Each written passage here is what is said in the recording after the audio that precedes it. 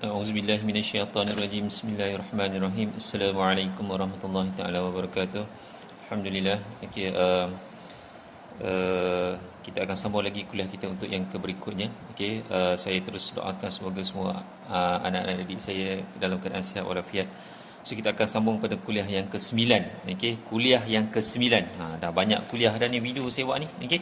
So tolong tonton dan fahamkan. Bila saya tengok pada latihan-latihan yang saya dah lihat, okay, latihan yang ke-67 ramai lagi yang masih lagi tak faham konsep pembezaan. So tolong faham, tengok video berulang kali. Ini untungnya pembelajaran online, boleh tengok video berulang-ulang kali. Okey, so video yang kuliah yang ke-9 ni nak belajar pasal apa pula? Okey, video kuliah yang ke-9 ni kita nak lihat pula pada buku biru halaman yang ke-21. Okey, berkaitan dengan menentukan titik pusingan sesuatu lengkung maksimum atau minimum dengan menggunakan kaedah pembezaan peringkat kedua. Okey, so apa dia? So kita lihat di sini. Okey. So apa yang awak belajar tentang pembezaan ni iaitu okey, ni tak apa nampak, saya terangkan kat sini ni dy per dx. Okey, dy per dx sama dengan kosong. Okey, tak apa jelas.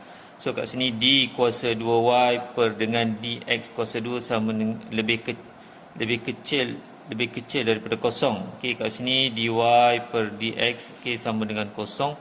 So d kuasa 2y bahagi dengan dx kuasa 2 ni lebih besar daripada kosong. Okey, tak apa nampak tu. Okey. So kita lihat apa yang kita belajar pembezaan yang awak dah buat sebelum ni, dy dx. Dy dx itu adalah apa? So dy dx ni sebenarnya adalah gambaran dia adalah kita panggil sebagai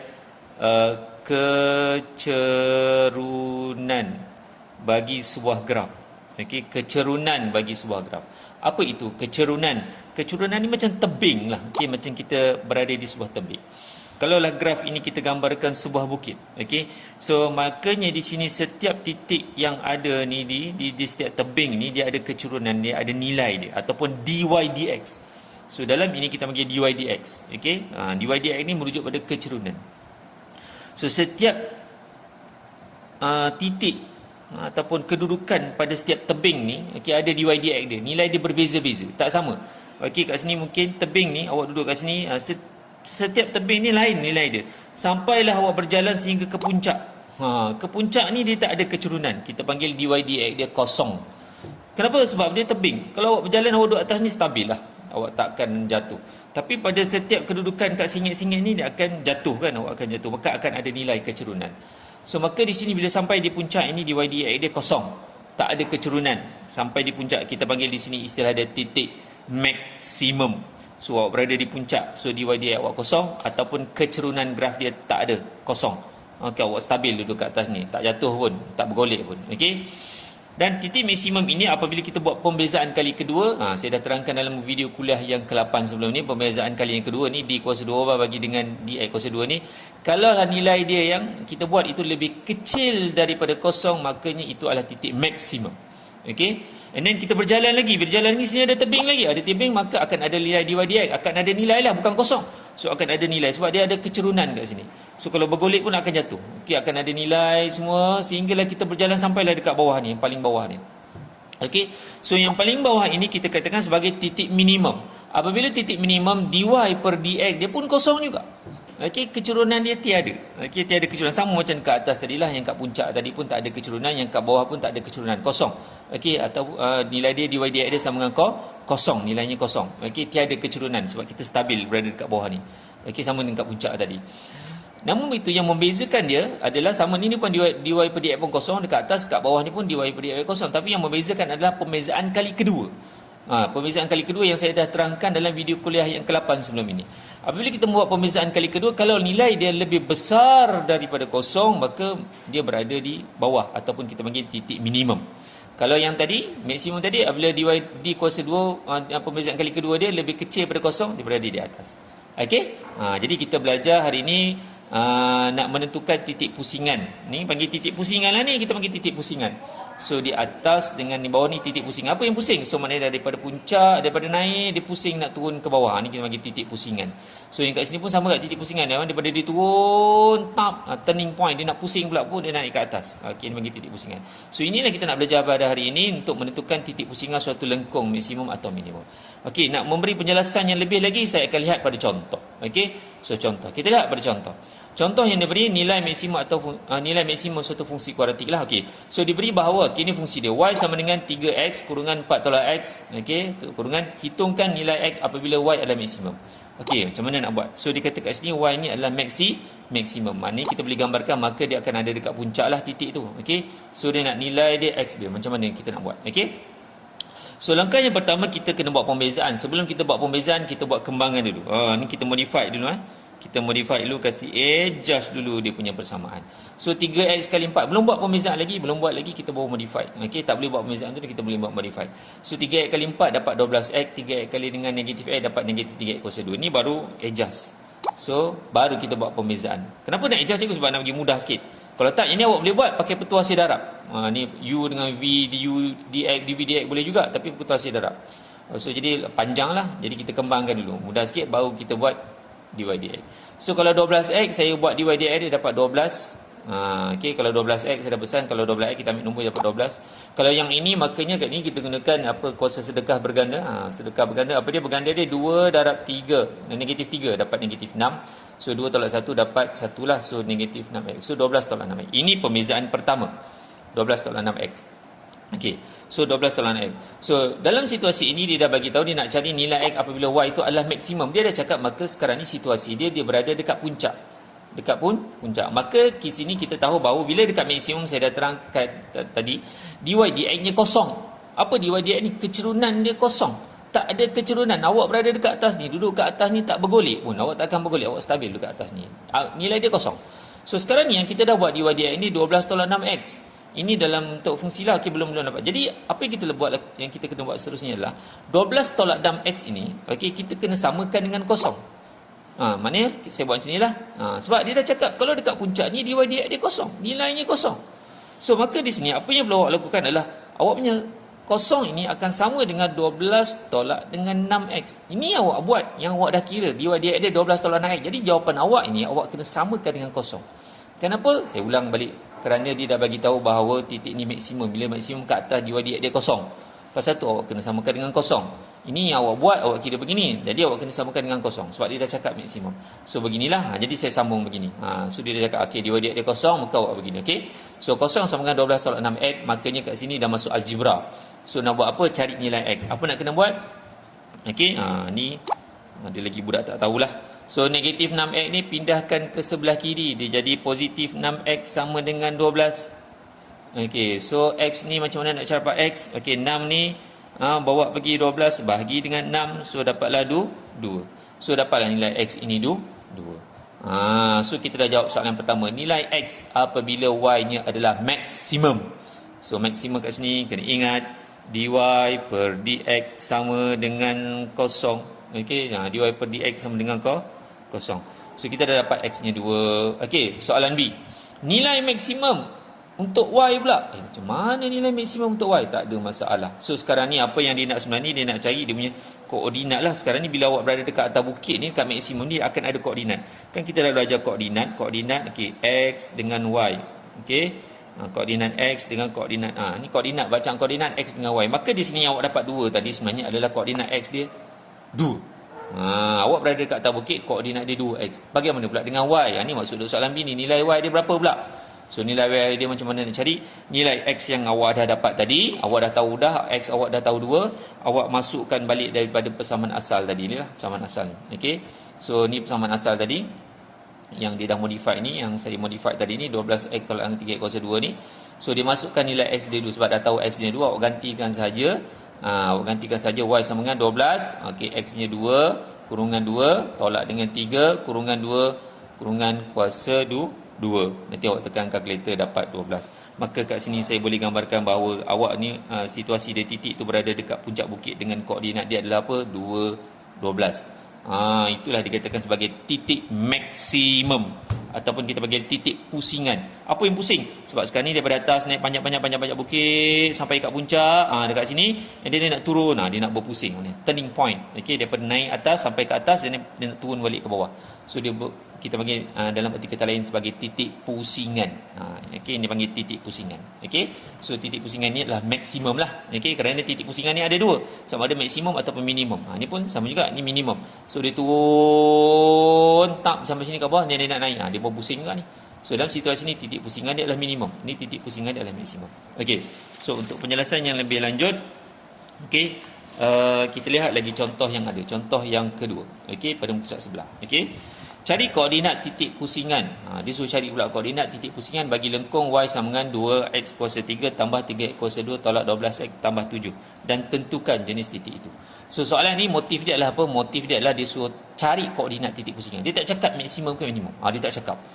Lepas tu tentukan jenis titik. Kat sini kita kena fokus pula. Tak, satu nak kena cari koordinat. Yang pertamanya koordinat, nak kena tahu koordinat. Yang kedua ni nak kena tahu pula dia max ke ataupun dia min.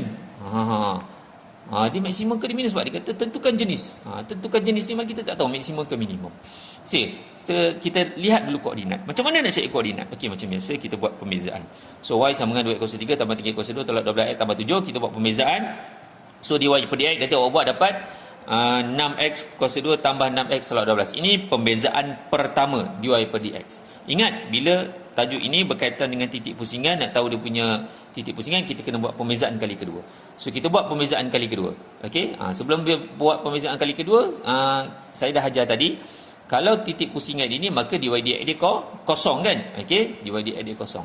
So kita lihat, ini yang awak buat, dy dx dia awak dapat. Jadi jawapan awak ini 6x kuasa 2 tambah 6x tolak 12 ni kena samakan dengan kosong. So awak akan samakan dengan kosong. Okey, kenapa kosong? Sebab dia dah cakap titik pusingan. Bila titik pusingan, makanya yang ni lah saya gambarkan tadi. Sama ada kat puncak ataupun kat bawah. Kat sini, bila titik pusingan, dy dx dia kosong. Tak ada kecerunan. Takkan jatuhnya awak dekat puncak ni. Dia stabil. Kosong. Okey, itu digambarkan sebagai kosong. So, maka kat sini awak akan samakan dengan kosong. So, kat sini kita cari nilai X dia. Ini pembezaan yang awak dah dapat tadi. So, awak akan cari nilai X. Ni awak tekan kalkulator lah. Ni boleh tekan kalkulator. Saya dah ajar menggunakan equation. Okey, dan kalkulator awak ada formula equation. Okey. Nanti saya akan bantu untuk yang bagaimana untuk menekan kalkulator lah. Mungkin saya akan tunjuk satu video khas. Okey, bagaimana nak menekan kalkulator menggunakan ni. Okey, X kuasa 2 ni. So nanti kita akan dapat jawapan dia 1 dengan negatif 2. Ada 2. X dia ada 2 nilai. Maka di sini kita lihat bahawa akan ada dua tempat lah titik pusingan ni. Okey. So kita lihat. Ini dapat X lah, maknanya akan ada dua koordinat. Koordinat yang pertama X dengan Y, lagi satu koordinat. X dengan Y ada dua. Tapi X ni awak dah dapat satu. Salah satunya awak dah dapat satu. Ni Y tak tahu. Lagi satu adalah X ni adalah apa? X ni adalah negatif 2. Y ni pun tak tahu. Ada dua koordinat. Sebab ada dua jawapan. Okey, apabila X1, okey kita lihat pula. Apabila X1. Jadi sekarang ni awak ambil X ni satu, awak gantikan dekat persamaan asal ni. Ambil persamaan asal balik dalam soalan tu. So gantikan X dia dengan satu, awak gantikan, nanti awak dapat nilai Y, Y dia kosong. So maka kat sini apabila X1, Y dia kosong. Ini koordinat pertama awak dapat. Ini koordinat yang pertama. Okey, koordinat kedua pula. Okey, X dia apa? Negatif 2. Okey, ganti pula X dengan negatif 2. Nak ganti kat mana? Ambil persamaan asal tadi. Okey, gantikan X dia dengan negatif 2. Okey, Y sama dengan 2. Okey, kurungan. Okey, gantikan negatif 2. Kira semua ni dapat Y 27. Maka titik kedua ni awak dapat negatif 2 dengan 27. So awak ada dua koordinat. Awak akan ada dua koordinat. So yang mana satu maksimum, yang mana satu minimum? Okey, lepas tu dia dah tanya kat sini. Dia dah tahu koordinat, dah tahu. Okey, maksimum ke minimum? Maksimum ke minimum ni yang mana satu? Maksimum yang mana satu minimum? Okey, mana satu kat puncak, mana satu kat bawah? Jadi saya dah ajar tadi, saya dah terangkan nak tahu kat atas ke kat bawah, kita kena buat pembezaan kali kedua. Kalau di pembezaan kali kedua nilai awak lebih kecil daripada kosong, kalau nilai awak lebih kecil daripada kosong, maka awak ada kat atas bukit. Kalau awak buat pembezaan kali kedua, nilai awak lebih besar daripada kosong, maka awak berada di bawah bukit. Okey, dekat bawah bukit, kaki bukit dah. Okey, so kita pun dah dapat. Kita nak buat pembezaan kali kedua. So kita buat pembezaan kali kedua ni untuk menentukan jenis titik maksimum atau minimum, kita buat pembezaan kali kedua. Mana pembezaan pertama tadi? Pembezaan pertama tadi awak dah dapat kat sini ni. Dy dx ni awak dapat pembezaan pertama 6x kuasa 2 tambah 6x tolak 12. Buat pembezaan kali kedua. Pembezaan kali kedua nanti awak akan dapat 12x tambah 6. Okey, 12x tambah 6. Macam dapat 6 kali 2 dapat 12x tambah dengan 6. Okey, ni tolak 12 ni kosong lah. Okey. So dapat 12x tambah 6. Ini pembezaan kali kedua. So pembezaan kali kedua ini awak masukkan nilai X dia. Sebab kita ada dua titik titik 10 dengan titik -2 dengan 27. Kita masuk ni titik X ni titik X, ni titik Y, ni titik X, ni titik Y. X ni kita masukkan dengan 1. Masukkan dengan 1, apabila kita masukkan dengan 1, 12 kali 1 tambah dengan 6. 12 kali 1 tambah dengan 6, nanti kita akan dapat 18. Maka kita lihat kat sini, 18 ini adalah nilai dia lebih besar daripada kosong. So nilai 18 ini lebih besar daripada kosong. Maksudnya nilainya positif. So apa saya cakap? Dalam nota penangan tadi saya cakap, kalau nilai dia lebih besar pada kosong, makanya dia berada dekat kaki bukit. So makanya di sini kita lihat bahawa nilai 10 ini berada dekat bawah, dekat kaki bukit. Okay, sebab dia lebih besar daripada kosong. Okey. So berada dekat bawah lah. So yang lagi satu pula titik. Apa titik lagi satu? Titik pula lagi satu adalah X dia negatif 2. So kita gantikan yang awak dapat ni, pembezaan kali kedua ni awak dapat ni, gantikan X dia dengan negatif 2 pula. So 12 kurungan negatif 2 tambah dengan 6. So kita tekan kalkulator, nanti awak akan dapat jawapannya negatif 18. Ni awak tekan kalkulator dapat 18 lah. So negatif 18. So negatif 18 ni adalah kecil daripada kosong. Kecil daripada kosong. Negatif, nombor negatif lebih kecil kosong. So apa maksud dia? Kalaulah awak buat pembezaan kali kedua lebih kecil daripada kosong, gambaran dia awak berada di puncak bukit. So titik lah titik maksimum. So makanya awak akan tahu bahawa titik yang pertama tadi, iaitu yang ni, titik yang kat sini, yang apa, titik yang 10 ni adalah titik apa tadi, minimum. Okey, ini titik minimum. So ini merujuk pada titik minimum. So ini merujuk pada titik maksimum. Pun dia dah terangkat sini lah, adalah titik minimum. Oleh itu titik pusingan 10 adalah titik minimum. Yang kedua pula negatif 2 27 adalah titik maksimum. Okey. So jelas. Saya rasa penangan saya awak boleh tengok video ni berulang kali, okey, untuk pemahaman yang lebih lah. Okey. Kita lihat pula pada contoh yang berikutnya. Okey, contoh yang ketiga. Panjang sikit video ni Okey, contoh yang ketiga. So cari titik pusingan maksimum dan minimum bagi lengkung Y sama dengan X tambah dengan 4 per X. Okey, so dia suruh cari titik pusingan. So maksud dekat sini titik pusingan ni apa? Maksudnya dia nak cari koordinat. Titik pusingan ni maksudnya koordinat lah, maksimum dan minimum. Okey, maksimum dan minimum. Mereka akan ada dua lah situasi kat sini, ada dua koordinat. Okey, yang maksimum ada, minimum ada dua titik pusingan. So bagaimana? So kita buat dy per dx. Okey, kita buat dy per dx. Kalau saya kat sini saya modify dulu. Okey, saya akan modify sikit, dia akan jadi y sama dengan x tambah dengan, okey, saya tak buat lagi pembezaan, saya modify dulu. Saya akan buat 4 x ni dekat bawah kan, saya buat naik ke atas, dia jadi x kuasa negatif 1. Saya modify sikit. Baru saya buat dy per dx. Okey, ni yang saya buat lah. Okey, mungkin boleh sekejap tutup. Okey, so dy per dx saya akan dapat apa? Dy per dx saya akan dapat, kalau x maknanya akan dapat 1. So yang ini negatif 1, gandakan darat dengan 4. Negatif 1 darat 4 dapat negatif 4. X ni dapat tolak 2. Okey, jadi begitu. Ataupun saya boleh tulis dia juga sebagai 1 tolak dengan 4 bahagi dengan x kuasa 2. Boleh tulis begitu. X kuasa dengan negatif 2, kuasa negatif 2 boleh buat turun bawah, dia begitu. Okey, ni dy per dx dia. Okey, ni dy per dx. So titik pusingan dy dx dia akan sama dengan kosong. Sama dengan kosong. Jadi jawapan awak ini, yang awak dah buat ini, perlu samakan dengan kosong. Tengok dia buat. So dy per dx sama kosong. So 1 tolak dengan 4 kuasa 2 sama dengan kosong. So awak pun cari nilai x. Macam mana nak cari nilai x? Ni dah masuk algebra lah. So awak alihkan, okey, awak alihkan, dia jadi beginilah. Okey, 1 sama dengan, okey, ni negatif 4 per x kuasa 2 ni saya pindahkan sebelah sana sebab dia negatif. So jadi 4 per x kuasa 2. Boleh tak? Sama macam ni pun sama dia. Okey, sama je. So macam nak cari x? X ni kuasa 2. Okey, kita nak buat apa? So kita kena, ni x kuasa 2 ni naik ke atas, dia darab dengan 1 lah. Ni x kuasa 2 naik atas darab dengan 1, makanya x kuasa 2 darab 1 dapat x kuasa 2 lah, sama dengan 4. Okey, so ni x kuasa 2, saya nak cari x saja. So ini kuasa 2 ini saya pindahkan, dia jadi punca. Bila punca 4, bila dapat punca 4, jawapan dia ada 2. Tambah ataupun tolak. Tak boleh jawab 2 je. Okey, kita akan tambah tolak. Kerana negatif 2 darab negatif 2 pun dapat 4 juga. Positif 2 darab positif 2 pun dapat 4 juga. Jadi 4 ni terhasil daripada nombor negatif ataupun nombor positif. Dua-dua. Ada satu positif 2, lagi satu negatif 2. Kalau tekan kalkulator dapat 2 je. Tak, sebenarnya 2, positif dan negatif. Tak percaya boleh tekan kalkulator, negatif 2 darab negatif 2 pun dapat 4 juga. Okey. So kat sini kita consider ada dua jawapan, x dia positif 2 dengan negatif 2. Selesai. Okey. So sekarang ni koordinat dia macam mana nak cari? Kita gantikan nilai x ni, kita ambil dulu 2. Sebab ada 2, 1 2 dengan negatif 2. So kita gantikan dengan 2. Nak gantikan kat mana? Nak gantikan dekat persamaan asal. Persamaan asal. So kita gantikan X dia dengan 2. Okey, dia dah gantikan dengan 2. 2 tambah dengan 4 per 2. Nanti awak tekan kalkulator ni dapat jawapan yang 4. Maka kat sini saya boleh gambarkan bahawa koordinat yang pertama adalah 2 dengan 4. Okey, nilai X dia 2. Okey, nilai Y dia ni bila awak kira-kira dapat 4. So 2, 4. Ni koordinat yang pertama. Ini dia dah buat lah. Okey, 2 dengan 4. Koordinat yang berikutnya, okey, digantikan pula. Sebab ada 2 jawapan. Lagi satu negatif 2. So negatif 2 pula kita masukkan dalam apa? Dalam persamaan yang asal. Persamaan yang asal ni. So kita masukkan persamaan yang asal. Kita akan dapat, okey, masuk persamaan asal. 2 tambah dengan 4 per negatif 2. So dapat, okey, dapat negatif 4. So maka koordinat yang kedua adalah negatif 2 dengan negatif 4. Tengok. Okey, dapat 2. So ni adalah titik pusingan. Semua sekarang ni kita tak tahu yang mana satu kat bawah kaki bukit, yang kat mana satu puncak bukit. Dah tahu 2 titik, tak tahu mana satu bawah bukit, kat mana satu kaki bukit, kat mana satu puncak bukit.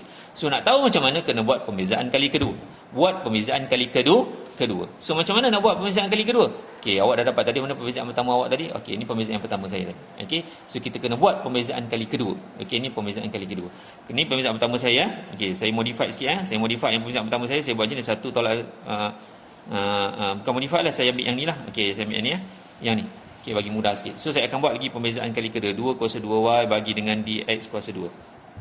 Okey, so saya buat pembezaan kali kedua. Ini kalau 1 dapat kosong lah, dapat kosong. Ini 1 dapat kosong, negatif 2 gandakan dengan negatif 4. Negatif 2 dan negatif 4 dapat 4. 8. 8 x tolak negatif 2 tolak 1 dapat negatif 3. Okey, kenapa dapat 8? Negatif 2 darab dengan negatif 4. Okey, negatif dah positif lah. So 8 x negatif 3. Okey, ataupun saya boleh tulis balik dia jadi 8 per x kuasa 3. Okey, begitulah. Okey, nampak? Okey, dia dapat ni 8 x kuasa 3. So saya gantikan. Ini saya dapat okey.